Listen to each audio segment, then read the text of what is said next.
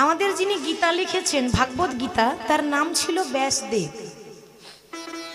এই ব্যাসদেব সৃষ্টিকর্তা ব্রহ্মাকে জিজ্ঞাসা করেছিলেন যে ব্রহ্মাজি, কি করলে আমি মা সরস্বতীর পূজা করতে পারবো, কি করলে মা সরস্বতীর কৃপা পাবো, আপনি একটু উপায় বলে দেন। ব্রহ্মা বলেছিল, ব্যাসদেব উপায় একটা আছে, যে জায়গায় তুমি মা সরস্বতীর মূর্তি পূজা করবে সেখানে একটা কুল বীজ, যে আমরা যে বলি যে সরস্বতী পূজার আগে কুল খেতে নেই, সেই কুলের বীজ তুমি মাটিতে ফেলবে। সেই কুল বীজ থেকে কুল গাছ হবে, কুল গাছ হয়ে কুল ধরবে, কুল পাকবে, আর যেদিন ওই কুল পেকে তোমার মাথার উপর পাকা কুল পড়বে সেদিন বুঝে নিও মা সরস্বতী সন্তুষ্ট হয়ে গেছে।